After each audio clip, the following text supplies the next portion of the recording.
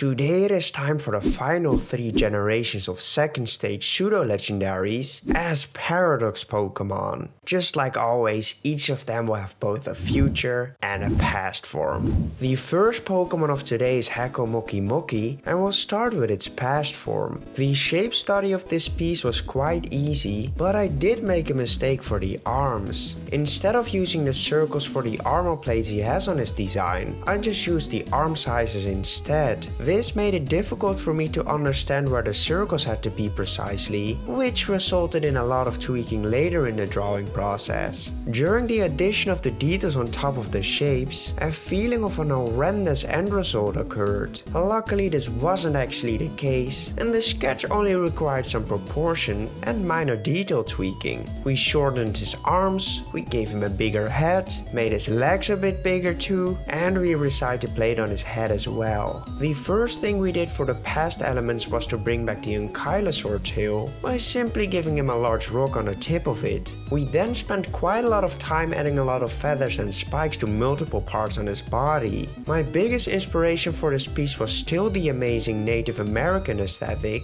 and I tried to bring that back into this design with the feathered spikes and the feathers on the back of his head. I will say that I would have loved it to add more spiky feather elements into the design, but the design already was quite busy and I didn't want to make the design feel over-designed. The final details we brought onto the piece were the makeup under the eye, and we changed the plate on his head into a rock as well. The colors remained completely the same, however I did actually want to make the red spot on his arm feel a lot more like a crystal, but now that I actually look at it, I genuinely failed at that. Polished plate. The Paradox Pokemon. This Pokemon strongly believes in strength in numbers. Many polished plates will stand side by side with the arms up to form a great wall, to either slow approach their opponent or to protect their vulnerable members. It groups up with others of its kind to perform a sacred ritual by clanging their scales together. The reason they do this is not clear, but it is speculated that this ritual blesses them with great prosperity. Even though I'm still not a huge fan of the original Pokemon in this line, I am really happy with the design direction we're taking these in. Our second transformation is of course the future form for Hakamo-o. For the pose we referenced for this piece, he had one open hand and the other one showed all of the plates. This time we did actually use those shapes in our study, and it really showed to be a lot more effective. The most fun thing about seeing all of these shape studies is that a lot of these designs are mainly built out of a lot of spheres, combined with some simple lines in between of them. I can't wait for the day that we have perfected this sketching technique and apply it to our own unique poses. For the future elements we started with a line in his eye socket to emulate some depth into it. We then blocked off his jaw and added some tiny teeth onto them as well. After this we spent some time working on his legs, which we gave some segment lines and we added a hinge into the right one. We also segmented his feet so we could use 2 different colors on them. The other changes weren't anything special either, and we just added a few segments in his tail and arm, plus we added a bunch of depth into the middle part of his body.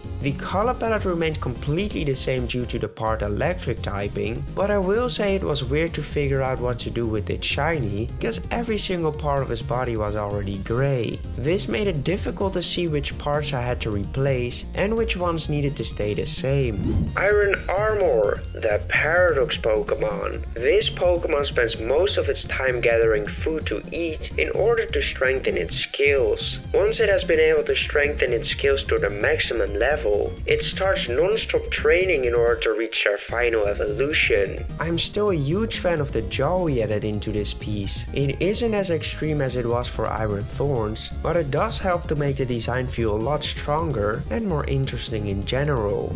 Up next is a past form for Drakloak. I absolutely loved the design we made for Dreepy, so I was eager to transform this Pokemon as well. The sketch actually went by decently quickly. We picked a super interesting pose which we found on a certain Pokemon card and put down the easy shapes plus the details. The only thing that took me a while was to get the eyes to fit the face. This is one of those things that will always remain a struggle, because only one of them has to look slightly off and it will ruin the other one as well. Once once we managed to get them to look the way we wanted, we started with the past elements. We did of course continue the inspiration from Dia de los Muertos, and we began by adding in the spikes on his head crests. We then brought back a lot of the feathers on his tail, and also on the edges of the head crests as well. After this we made sure to change his arms into sharp and creepier looking ones, and we added back in the small teeth. I wasn't able to find the right spot for more bones on his tail, and I do think this makes the tail look a bit too empty now, but it is what it is, I guess. The regular design has a Dreepy hanging on the top of his head, but I decided to change that into a little soul creature, which would work great for his lore, and yeah,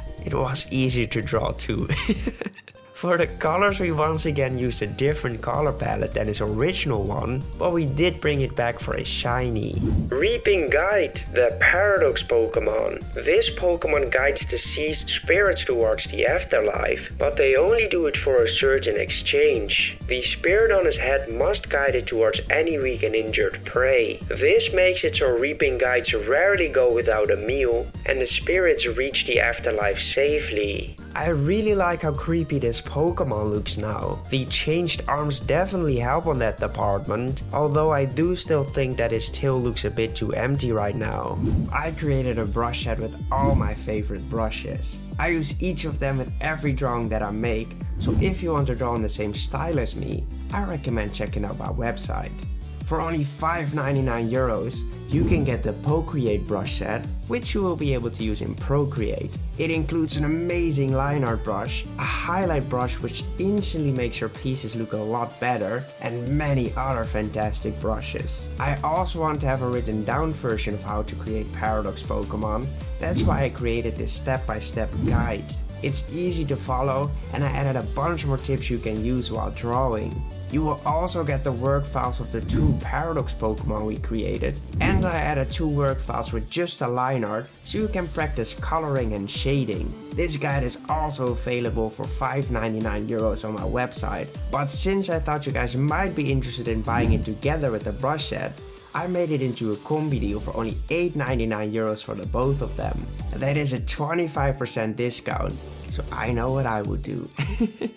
For our 4th piece of today, we're going to work on the future form of Drakloak. I will start out by saying that I didn't really enjoy working on this piece. At first it wasn't really an issue, but then I remembered that I would also have to include the Dreepy into this design. The sketch itself went by pretty nicely, but the drawing just looked a bit weird, and I wasn't able to fix this for the entire drawing process. Now that I look at it while writing the script, I can see that I drew his body too round-like, which makes it look too similar to a Muppet. The futuristic elements of the design weren't an issue, but for the Dreepy in the design I opted to go into a mothership route and gave the design 2 holes in its chest to shoot them out of. Does this look great? No, not really.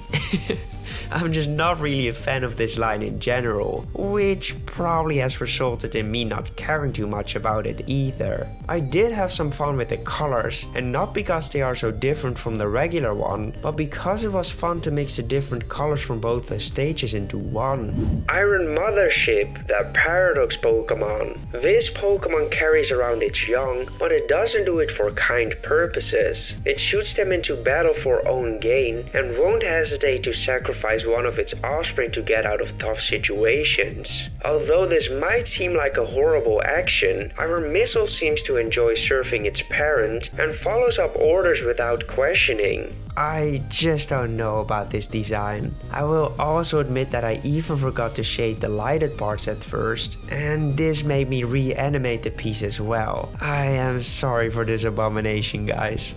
The final Pokemon of today is of course Arctibax, and we're going to start with its past form. I once again managed to find an interesting but difficult to make pose, but as I told you guys earlier, we're not backing down for those anymore. I figured I would have had some issues with the sizes of everything, but to my surprise our first sketch was already pretty great. The only thing we had to work on again was his mouth, because I really don't know why it happens, but my faces turn out to look like Muppets if I'm not careful. This might be my subconsciousness wanting to create Pokemon Muppets, since I've already named a few of them after Muppets too. Once we reached the point of the paradox elements, I looked back at the first piece and I noticed that I didn't have too many changes on it. This is because the entire line already looks quite dinosaur-like, and the only thing I tried to do was to add even more feral features onto it. For this middle stage I repeated a lot of those elements, like the chips in his back spike, the spikes on his knees and tail, the fiery ribbons on his arms, and we made his mouth pointier too. The last detail we worked on was adding some height to a lot of the icy elements on his design. I figured this would make the design look a bit more rugged, which helps for the feral look we're going for.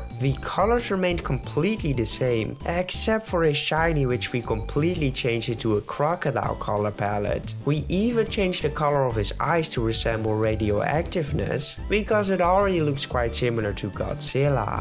Koopa Troopa, the Paradox Pokemon. This Pokemon can use its stomach furnace to set its dorsal fin ablaze. This helps to keep its children warm when living in harsh snowstorms. Koopa Troopa can also freeze its dorsal fin until it turns to ice, making it a blade to cut his foes. The wounds it makes can only be healed by the best healers out there. I am really happy with the end result of this dude. It is such a simple change, but it makes him look a lot more powerful and rough. The pose is also absolutely incredible, so credits to the artist who came up with it for the official Pokemon card I referenced. Our last drawing of today is of course the future form of Arctibax. For this piece we decided to go with the regular pose because there literally only was one other left to pick from. This is the case because it's obviously a new Pokemon, but I do kinda like the regular pose, so it's fine. I know I've said it a few times already now, but this is insane.